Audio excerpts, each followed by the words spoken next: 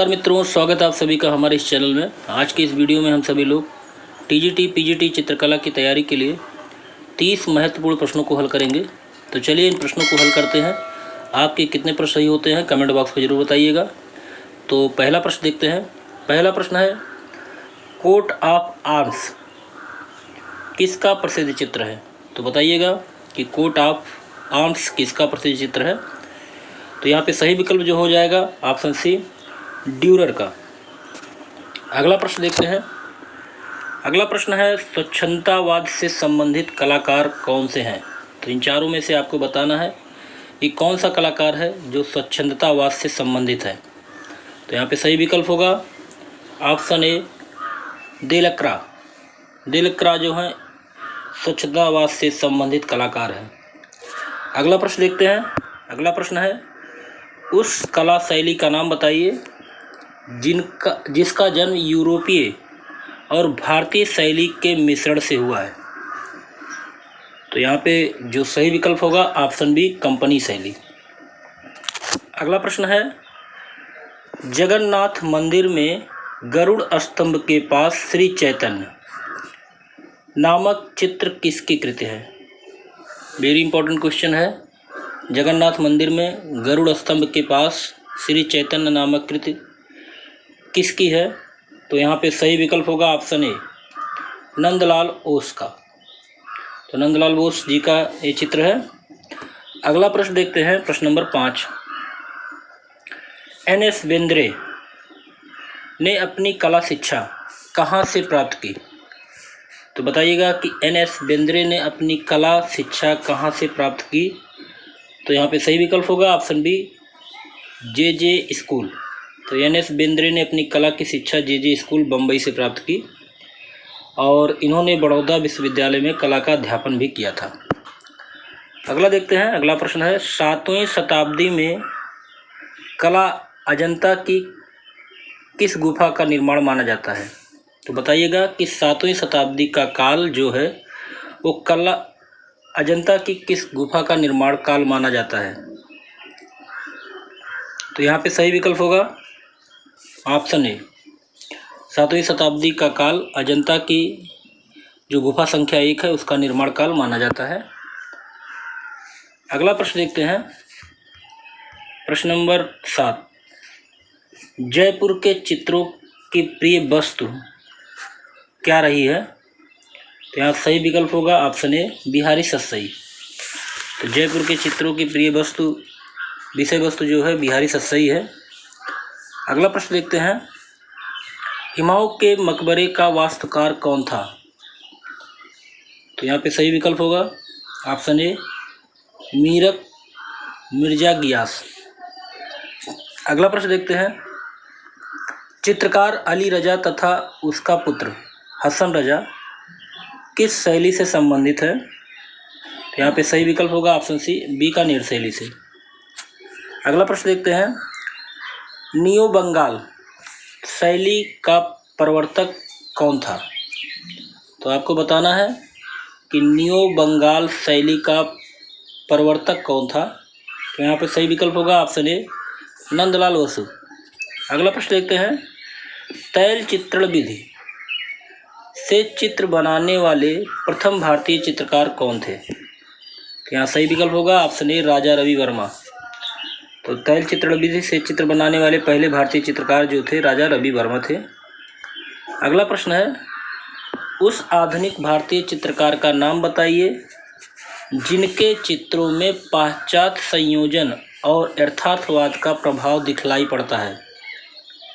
तो यहाँ पे सही विकल्प होगा ऑप्शन बी, अमृता शेरगिल। तो अमृता शेरगिल के चित्रों में पाश्चात्य संयोजन और यथार्थवाद का प्रभाव दिखलाई देता है। अगला प्रश्न देखते हैं, प्रश्न नंबर 13। बाइजेंटाइन कला के अंतर्गत छतों और दीवारों को किस विधि से अलंकृत किया गया है? तो यहाँ पे सही विकल्प होगा ऑप्शन डी, मणिकुट्टिम विधि। तो बाइजेंटाइन कला के अंतर्गत जो है छतों और दीवारों को मणिकुट्टिम विधि से अलंकृत किया गया है। अगला प्रश्न देखते हैं, यूरोप की प्रारंभिक पुनर्जागरण युग की कला का क्या समय है? यहाँ पे सही विकल्प होगा ऑप्शन सी। पुनर्जागरण युग की कला का जो समय है 1420 से 1500 ईस्वी तक मानी जाती है। अगला है जॉर्ज मूर का व्यक्ति चित्र किसकी कृति है? तो यहाँ पे सही विकल्प होगा ऑप्शन बी, एडवर्ड माने। अगला प्रश्न देखते हैं, परिप्रेक्ष्य तकनीक का आविष्कार किसने किया? तो यहाँ पे सही विकल्प होगा ब्रुनेलेस्की, ऑप्शन डी। अगला प्रश्न देखते हैं, प्रश्न नंबर 17, रस का प्रमुख स्रोत क्या है? तो यहाँ पे सही विकल्प होगा ऑप्शन ए, नाट्य। तो रस का जो प्रमुख स्रोत है वो नाट्य है। अगला प्रश्न देखते हैं, ग्राफिक विधि किससे संबंधित है? ग्राफिक विधि किससे संबंधित है? तो यहाँ पे सही विकल्प होगा ऑप्शन डी, एचिंग से। तो ग्राफिक विधि एचिंग से संबंधित है। अगला प्रश्न देखते हैं, पाबूजी की फड़ नामक चित्रकारी प्रचलित है। तो यहाँ पे सही विकल्प होगा ऑप्शन सी। तो राजस्थान राज्य में बड़े आकार के कपड़ों पर पाबूजी का फड़ नामक चित्रकारी की जाती है। अगला प्रश्न देखते हैं, केवल काले और सफ़ेद रंग से बना एक बड़ा चित्र क्या कहलाता है? तो यहाँ पे सही विकल्प होगा ऑप्शन ए, एक वर्णीय। तो केवल काले और सफ़ेद रंग से बना एक बड़ा चित्र जो है एक वर्णीय या एक रंग कहलाता है। अगला प्रश्न देखते हैं,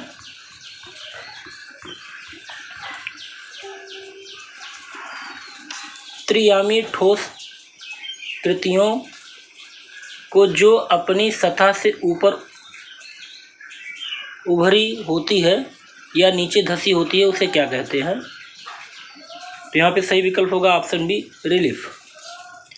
अगला प्रश्न देखते हैं, भारतीय चित्रकला के षष्ठांग के उस अंग का नाम बताइए जो रंग के महत्व को दर्शाता है। तो यहाँ पे सही विकल्प होगा ऑप्शन बी, वर्णिका भंग। अगला प्रश्न देखते हैं, प्रश्न नंबर 23, अंजलि इला मेनन निम्नलिखित में से किससे संबंधित है?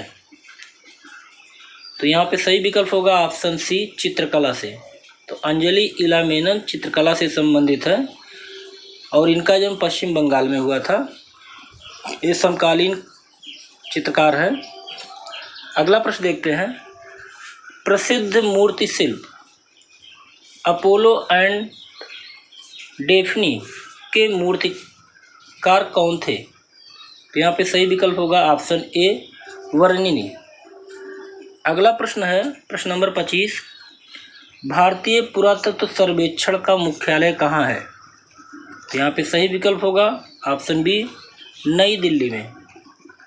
अगला प्रश्न है, सांची स्तूप पर किस लिपि में संदेश खुदा हुआ है? तो यहाँ सही विकल्प होगा ऑप्शन ए, ब्राह्मी लिपि में। सांची स्तूप पर ब्राह्मी लिपि में संदेश खुदा हुआ है। अगला प्रश्न देखते हैं, मंडी शैली का प्राचीनतम उपलब्ध चित्र कौन सा है? यहाँ सही विकल्प होगा ऑप्शन ए, राजा केशव सेन का रूप चित्र। तो मंडी शैली की कला का उत्कृष्ट रूप जो है राजा केशव सेन के चित्र में दिखाई देता है। अगला प्रश्न देखते हैं,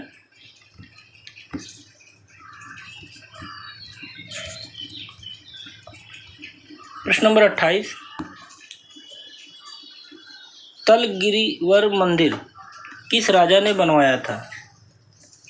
तो तलगिरीवर मंदिर जो है वो पल्लव वंश के शासक राजा नरसिंह वर्मन द्वितीय ने बनवाया था।